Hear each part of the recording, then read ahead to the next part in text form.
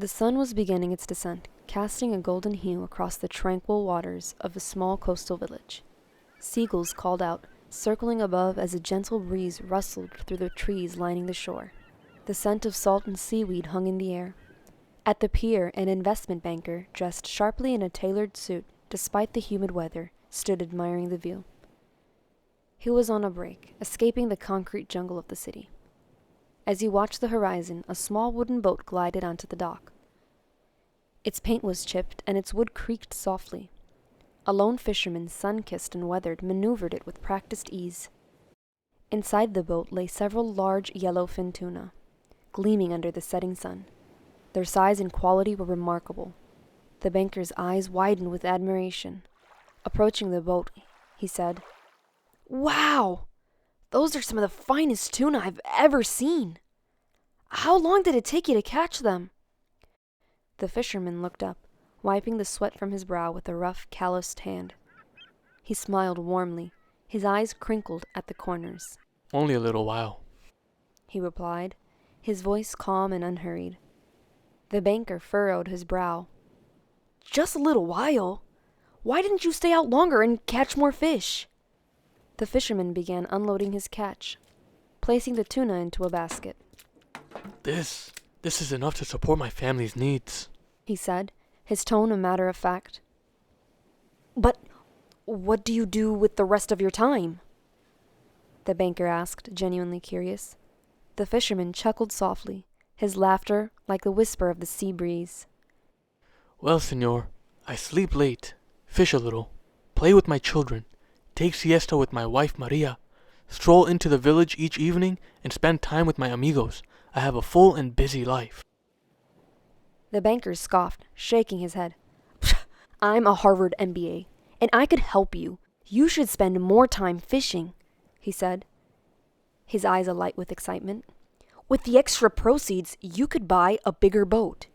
With the proceeds from the bigger boat, you could buy several boats. Eventually, you'd have a fleet of fishing boats." The fisherman raised an eyebrow, leaning against the edge of the boat. "A fleet, you say?" The banker nodded enthusiastically. "Yes, and instead of selling your catch to the middleman, you can sell directly to the processor.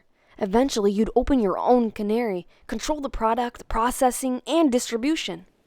You'd leave this small coastal village and move to the big city to manage your expanding enterprise." The fisherman listened intently, his fingers absent-mindedly tracing the grooves of his boat's wooden edge.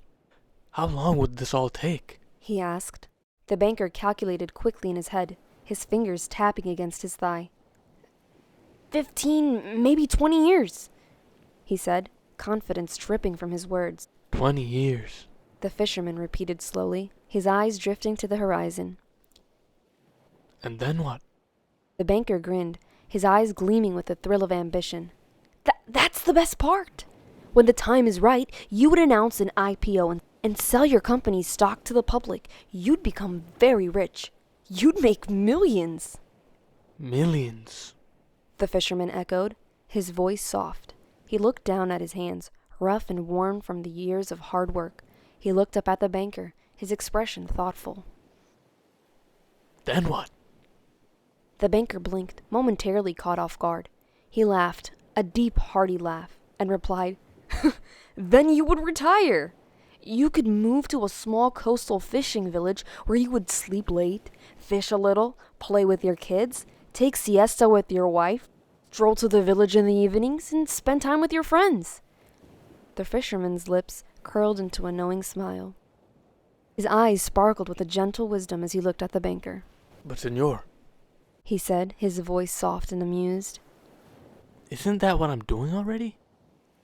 The banker stood there, his mouth slightly agape, his carefully constructed vision of success unraveling before him. He looked at the fisherman, truly seeing him for the first time. The man had laugh lines etched into his sun-tanned face. His posture was relaxed, his demeanor content. The waves lapped gently against the dock as the sun continued to dip below the horizon, painting the sky in hues of pink and orange.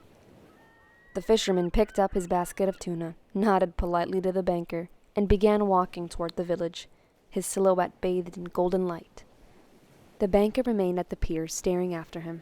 In the distance, he saw the fishermen's children gather around him, and their laughter could be heard echoing through the evening air. As the sun set and the first stars began to twinkle in the sky, the banker stood motionless, contemplating the true meaning of wealth and success.